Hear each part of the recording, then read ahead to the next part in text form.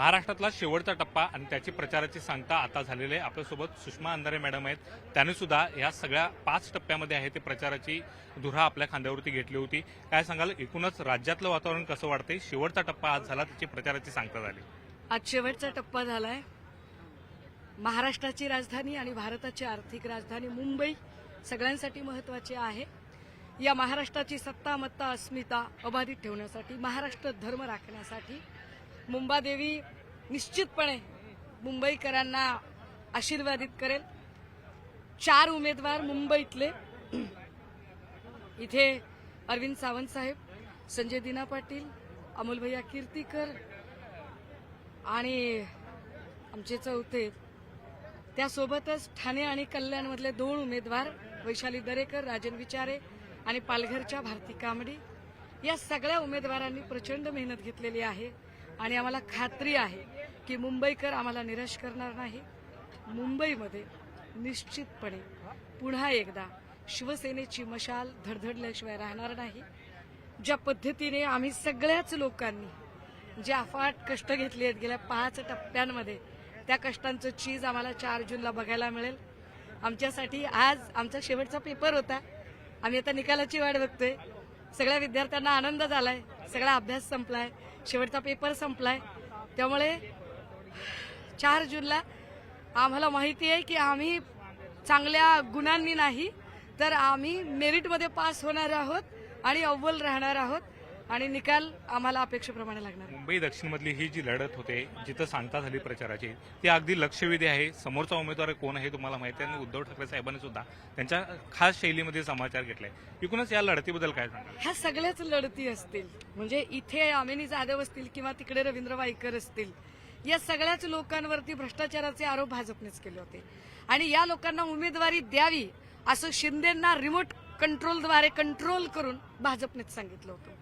त्यामुळे ही लढाई फक्त भ्रष्टाचारांच्या विरोधातली नाही, ही लढाई गद्दारांच्या विरोधातली आहे।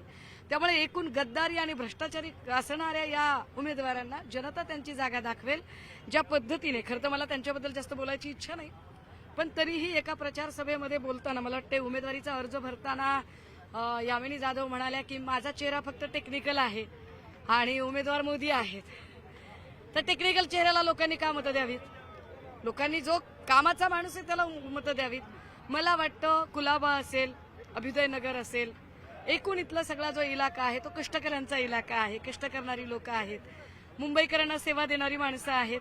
त्यामुळे या कष्टकऱ्यांच्यासाठी म्हणून, कष्टकऱ्यांचा नेता म्हणून, कष्टकऱ्यांचा भाई म्हणून अरविंद भाईंच्या पाठीशी लोक उभे राहतील। ज्या अरविंद भाईंनी कष्टकऱ्यांचे प्रश्न युनोमध्ये जाऊन मांडले आणि ज्या अरविंद भाईंनी निष्ठेचं प्रमाण देताना अगदी सन्मान्य पक्षप्रमुख ज्यांनी उल्लेख केला, त्यांच्या एका फोनवर इथे आपल्या मंत्रिपदाचा राजीनामा दिला, मला वाटतं अरविंद भाई हा निष्ठेचा विषय आहे, समोरचे उमेदवार हा चेष्टेचा विषय आहे। प्रचाराचा स्तर ज्या पद्धतीने या मतदारसंघामध्ये पाहायला गेला, आयुधा पोळ मॅडमनी ज्या पद्धतीने आरोप केले, हे सगळे आरोप पाहता काय वाटते निवड?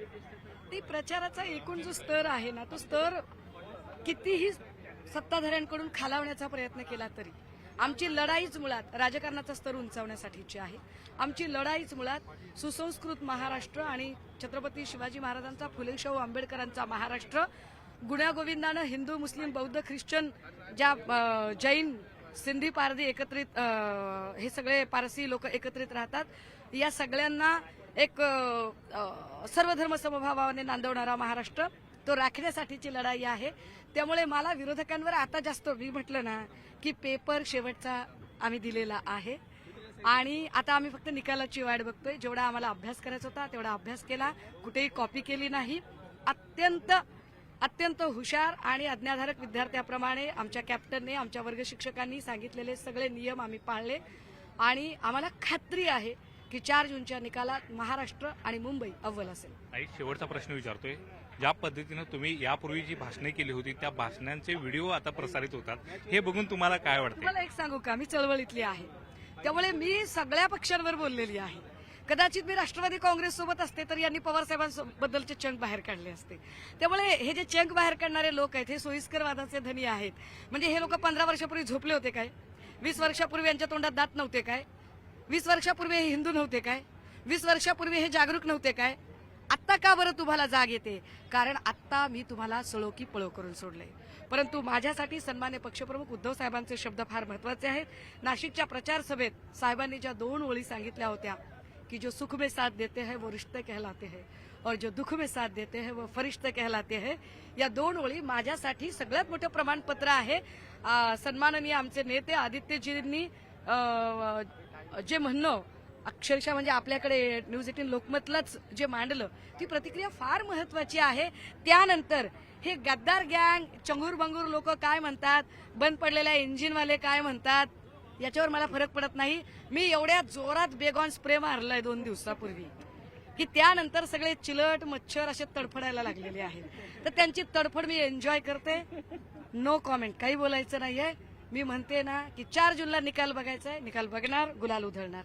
नक्कीच 4 जूनला जे निकाल येणार आहे तो बघणार आहे आणि गुलाल उधळणार आहे. माझ्यावरती ज्या टीका होतात त्या टीकांच्याकडे आता मी लक्ष देणार नाही आणि विजय आमचाच होईल अशा पद्धतीचा विश्वास आहे ते सुषमा अंधारे यांनी व्यक्त केलेला आहे. Video journalist Sandeep Patil, Dnyaneshwar Salunkhe, news 18 Lokmat, दक्षिण मुंबई.